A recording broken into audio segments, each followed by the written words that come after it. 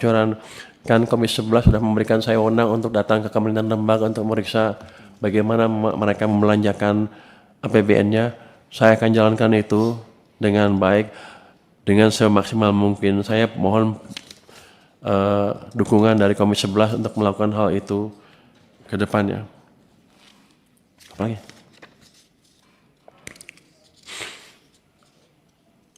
Efektivitas belanja perpajakan yang 300, 400, 500 triliun dari waktu-waktu naik terus, memang untuk saat ini belum akan kita kurangi, kita biarkan seperti keadaan sekarang sampai ekonominya betul-betul kuat pertumbuhannya. Untuk mengukur dampaknya satu persatu agak susah karena kita taruh semua stimulus di triwulan keempat tahun lalu dan sepanjang awal tahun 2025 juga ada sedikit, sehingga kita nggak bisa ngitung dengan pasti berapa sih dampaknya. Tapi yang jelas kita lihat adalah efektif belanja perpajakan tadi ditambah dengan stimulus-stimulus yang lain, ditambah dengan tambahan likuiditas ke sistem perekonomian sudah bisa membalik arah perekonomian kita. Kalau kita lihat sekarang mungkin nggak kerasa, oh udah aman dulu juga nggak apa-apa. Tapi pada waktu Agustus September kan beda keadaannya. Biasanya kita lupa keadaan waktu krisis dan menilai keadaan sekarang, keadaan waktu krisis dengan keadaan yang sekarang. Jadi saya tekankan lagi, memang betul pada waktu itu kita susah sekali.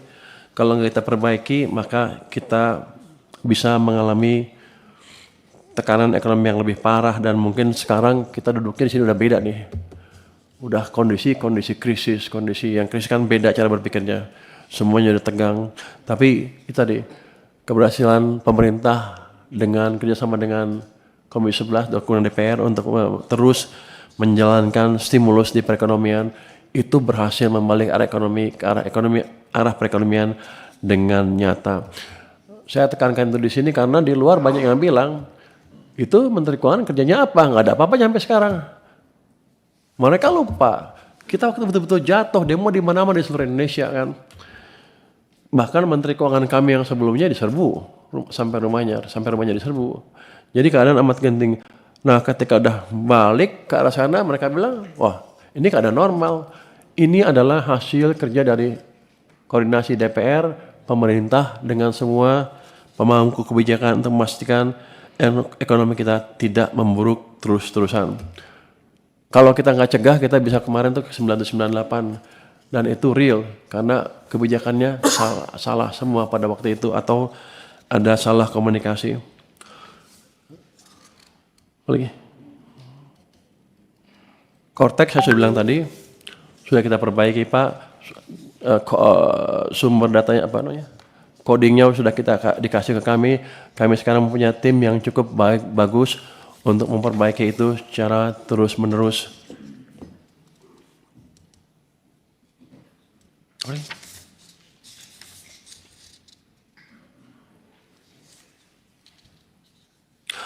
PNBP Migas, kenapa turun terus?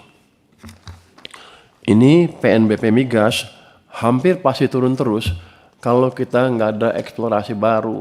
Karena nature dari reservoir adalah turun setelah mencapai puncak, pasti turun terus, nggak ada bisa naik.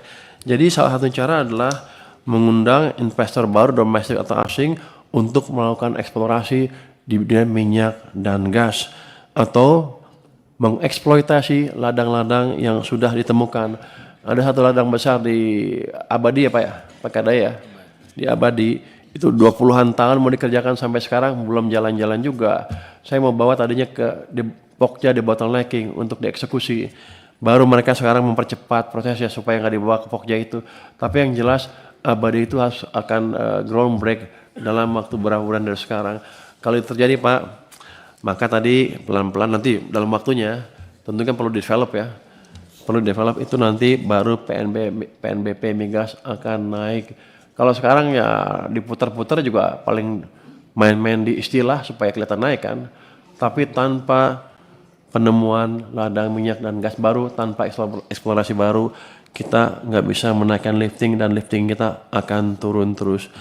Jadi untuk itu kita harus memperbaiki iklim investasi di pemerintah. Sekarang sudah dibuat Satgas P2SK ya, itu untuk P2SP untuk memperbaiki iklim investasi di mana setiap pelaku bisnis bisa melapor ke pemerintah dan setiap hari tertentu kita sidang secara live.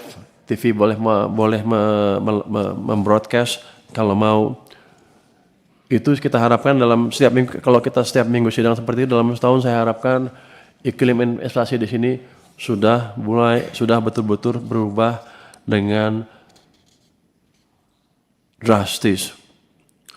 Jadi itu upaya-upaya kita untuk memperbaiki penerimaan baik pajak maupun bea cukai, maupun memperbaiki iklim investasi dan dunia usaha supaya income-nya naik. Tadi Bapak siapa yang bilang? Dibilang bahwa sebaiknya adalah memberikan UMKM ruang untuk bergerak supaya mereka bisa memberi pajak lebih besar. Ya Pak, ini semuanya berhubungan dengan kondisi ekonomi pada waktu itu. Ketika ekonomi saya UMKM juga kena, nggak bisa bayar pajak. Tapi saya harap tahun ini